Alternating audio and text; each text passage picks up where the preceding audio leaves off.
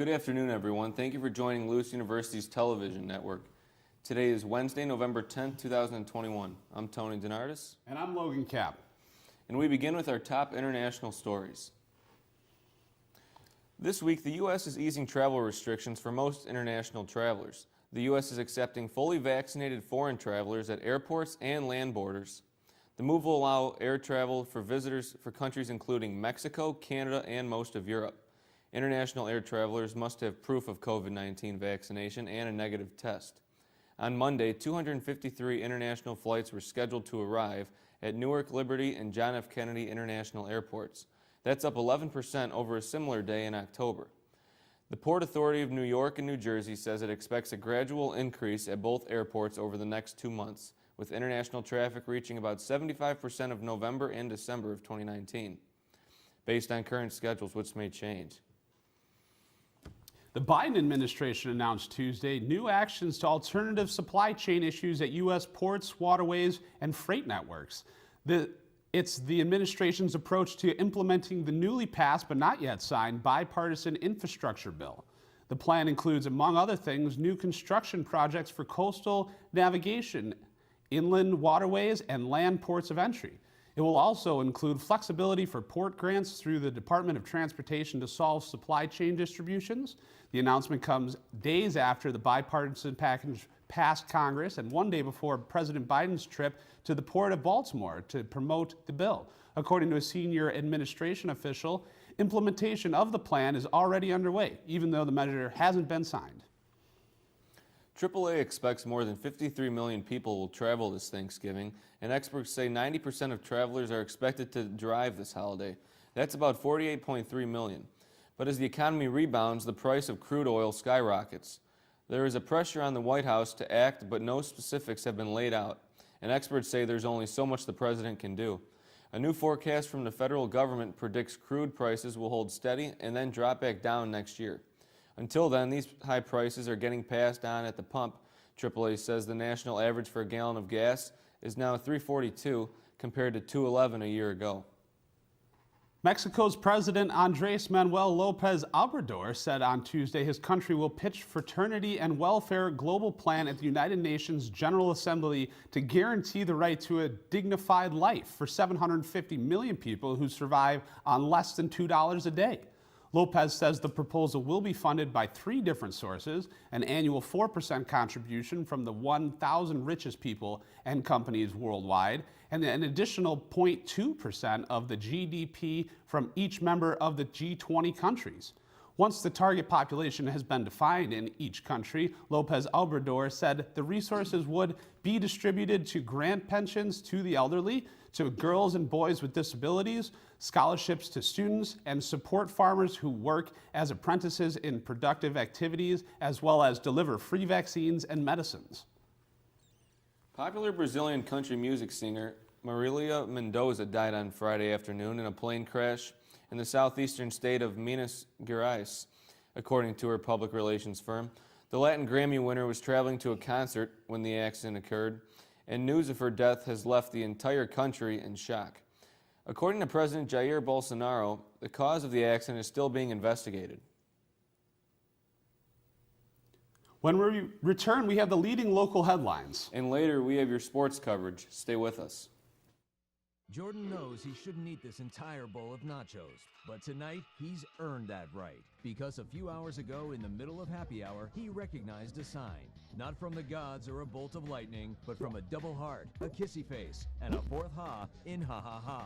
That's when Jordan knew he was buzzed. So when it was time to go, he got a ride home instead of driving. Be a legend like Jordan. Recognize your buzzed warning signs and get a ride home. Buzz driving is drunk driving.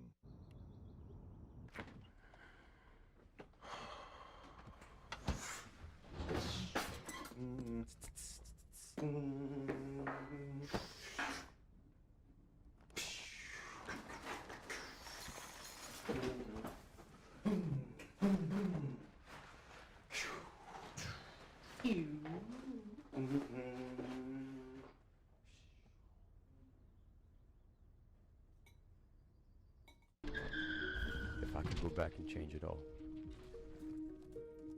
I would. I think I'm gonna miss you the most. I'm sorry. I'm so sorry. I'm so sorry. Maybe it's just the little moments. If I could go back and change it all. If I could go back, I would. But I can't.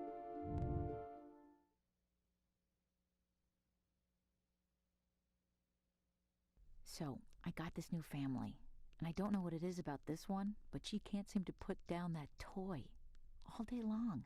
Tap, tap, tap, tap. Oh, and she even talks to it. She talks to that more than she talks to him. What's up, bro? Nice shirt.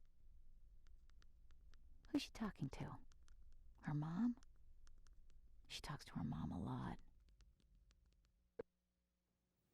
Kyle Rittenhouse took the stand during his homicide trial in Wisconsin today. The 18-year-old was sworn in after the defense resumed its case inside of the Kenosha courtroom. Rittenhouse broke down on the stand as he was questioned about the night of the shooting. The judge called for a break after he became emotional. Rittenhouse is expected to explain why he fired his rifle during protests following the police shooting of Jacob Blake. Rittenhouse, who was 17 at the time, traveled to Kenosha with his weapon from his home in Illinois. On August 25th of last year, he shot and killed Joseph Rosenbaum and Anthony Huber, then wounded Gage Grosskreutz. He was pleaded not guilty to 6 charges, including first-degree intentional homicide, first-degree reckless homicide, and first-degree attempted intentional homicide. Prosecutors rested their case against Rittenhouse Tuesday after calling 22 witnesses over the course of 6 days. Archaeologists in Wisconsin last week pulled an ancient canoe from Lake Mendoza in Madison. A crew from the Wisconsin Historical Society discovered the historical dugout canoe under about 30 feet of water earlier this year. Carbon dating placed it at 1,200 years old, which means the canoe was used around 800 AD. Archaeologists say the canoe is remarkably intact given its age and will help them learn about how people lived, traveled, and traded around the world and area. The find was discovered along with net sinkers, indicating the vessel was once used for fishing. The canoe is now in the process of being preserved at the State Archive Preservation Facility. 8 Maryland elementary students say they felt ill after a child gave them drug-laced edible at recess. Ambulances and police cars raced to Paul Barnhart Elementary School after faculty learned a child brought a bag of edibles, apparently THC-laced candies, to school and was passing them out on the playground at recess. Fearing the worst, first responders set up for a mass casualty event, but in the end brought 8 impacted children into an ambulance for observation right on school grounds until they could be released to their parents. None of the students needed treatment, which is a relief for parents who raced to the school in response to the incident. The sheriff's office is investigating what was in the edibles and how the child got them. Protesters in Minneapolis are accused of targeting the home of Judge Regina Chu, who is presiding over the trial of Kim Potter. Many people inside the apartment complex called 911. Minneapolis police are now looking into it. Potter, a former Brooklyn Center officer, fatally shot Dante Wright, a 20-year-old motorist, on April 11th. She said she meant to use her taser instead of her handgun as Wright was trying to drive away from the officers. Judge Chu isn't allowing cameras into the courtroom for Potter's trial. Former Chief Judge of Hennepin County District Court Kevin Burke, now retired, says the tactic is ineffective because no judge would make a ruling out of intimidation for the obvious precedent it would set. Jury selection for the trial begins in 3 weeks. Macy's is raising its wages. The company announced Tuesday that it has boosted minimum pay to $15 an hour by next May. The move is an effort to attract and retain employees during the worker shortage.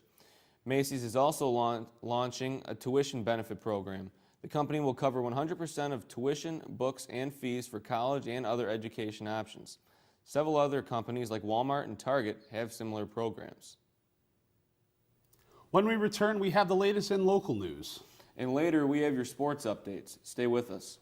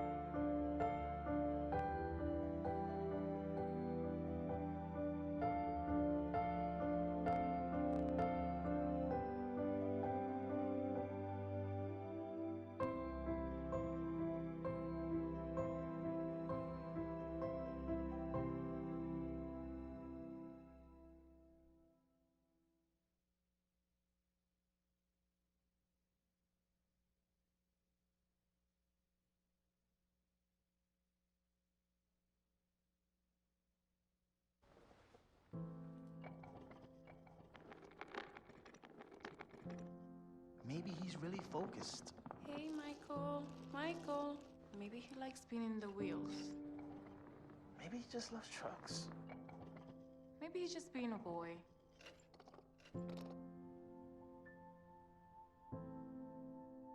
Preoccupation with objects is one early sign of autism. Learn the others today. The sooner it's diagnosed, the better. So, I got this new family, and I don't know what it is about this one, but she can't seem to put down that toy all day long. Tap, tap, tap, tap. Oh, and she even talks to it. She talks to that more than she talks to him. What's up, bro? Nice shirt. Who's she talking to? Her mom? She talks to her mom a lot. A candlelight vigil was held at Southern Illinois University Carbondale Monday for a Naperville student who died at the Astro World Festival. Jacob Jernick and 7 other people, including his best friend, Frank Patino, died after a crowd surge at the festival in Houston on Friday. About 350 SIU students, administrators, and staff gathered at the campus vigil for Jernick, who was a junior studying journalism. The university's chancellor says he was a creative, intelligent young man with a promising career in journalism and advertising. A number of lawsuits have already been filed over the incident. Authorities are investigating whether any criminal charges will be filed. John Deere's worldwide production president, Corey Reed, says the company had to change its day-to-day functions to deal with the ongoing workers' strike. With over 10,000 John Deere employees on the picket line, Reed says they've put salaried workers on the production line. And their main focus is ensuring customers get the parts they need and getting employees back in the factories. The company says communications with the union remain open. Last week, John Deere said the last proposed contract turned down by the UAW was their last, best, and final offer. But on Monday, the company said they're open to any proposals that may result in a ratified contract. Governor J.B. Pritzker signed a law on Monday that would allow those who don't want to receive the vaccine to face repercussions. The law doesn't take effect until June 1, 2022. Democrats wanted an immediate effective date, but the state constitution requires more votes than they could garner in floor action.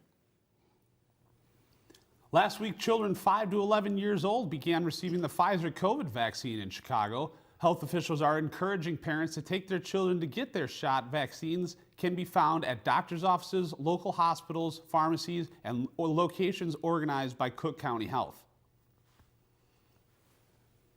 2 Joliet men, James Webb and Antonio Tobar, are now in custody after a welfare check went wrong at Riverwalk Apartments located on 300 block of North Broadway Street.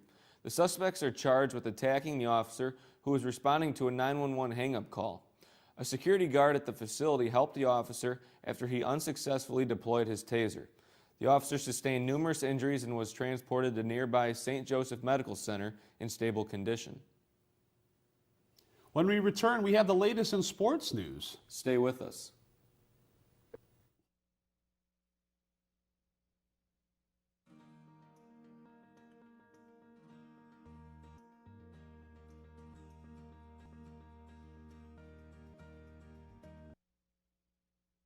Jordan knows he shouldn't eat this entire bowl of nachos, but tonight he's earned that right. Because a few hours ago, in the middle of happy hour, he recognized a sign. Not from the gods or a bolt of lightning, but from a double heart, a kissy face, and a fourth ha in ha ha ha. That's when Jordan knew he was buzzed. So when it was time to go, he got a ride home instead of driving. Be a legend like Jordan. Recognize your buzzed warning signs and get a ride home. Buzz driving is drunk driving.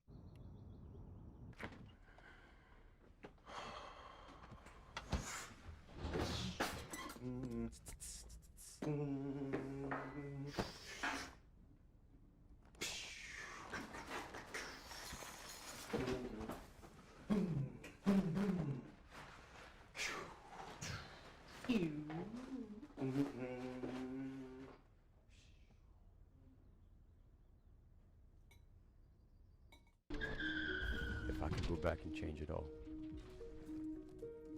I would. I think I'm gonna miss you the most. I'm sorry. I'm so sorry. I'm so sorry. Or maybe it's just the little moments. go back and change it all, if I could go back, I would. But I can't.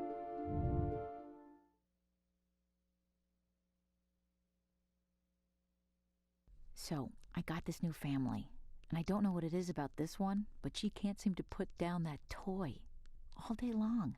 Tap, tap, tap, tap. Oh, and she even talks to it. She talks to that more than she talks to him. What's up, bro? Nice shirt. Who's she talking to? Her mom? She talks to her mom a lot. The Chicago Blackhawks won their third game of the season last night, bringing their record to 3-9-2. This game was the second win in 2 games for the club since Derek King took over as head coach after the firing of Jeremy Colleton. The Blackhawks seem to have a renewed energy since King has taken over, possibly turning things around after a very rough start to the season. The Blackhawks look to extend their win streak to 3 games on Friday when they take on the Arizona Coyotes at home. Mike Tomlin recorded his 150th win as the Steelers head coach Monday night as the Steelers defeated the Bears 29-27. Tomlin moves into 20th place on the all-time NFL coaches wins list. Tomlin surpassed newly Hall of Famer Bill Cowher for all-time wins as head coach of the Steelers. Tomlin is third in wins among active coaches, trading Belichick of New England and Andy Reid of Kansas City. Tomlin has won 7 division titles in 14 years and is a one-time Super Bowl champion. A female goalie from a Pittsburgh area high school was reminded Monday, with the help from some of the Pittsburgh Penguins, that she is anything but alone. The girl, who wishes to remain anonymous, was cruelly heckled by an opposing student section while in net for Mars Hockey Club on October 28th. Since a video of 50 to 60 Armstrong High School students shouting vulgarities at the goalie surfaced, several Penguins players have sent the girl video messages of support. The Pennsylvania Interscholastic Hockey League has barred Armstrong students from attending games for the remainder of the 2021-22 season. The Armstrong team has also been placed on probation for the rest of the season, including the playoffs. Steph Curry was cooking Monday night at home against the Atlanta Hawks. He laid it on early, scoring the first 13 points of the game for Golden State, then remained on fire the rest of the night. Curry finished with 50 points on 50% shooting from the field, 9 of 19 from 3, and 13 of 13 from the foul line. This is his 10th career 50-point game. Curry also added 10 assists to his stat line, making him just the 3rd player in Warriors history to put up 50 points and 10-plus assists, joining Wilt Chamberlain and Rick Barry. At age 33, Steph surpasses Wilt Chamberlain as the oldest player in NBA history to have a 50-10 game. The Warriors would win 127-113. Lewis University's 15th ranked women's cross country team received a berth to the NCAA Division II cross country championships.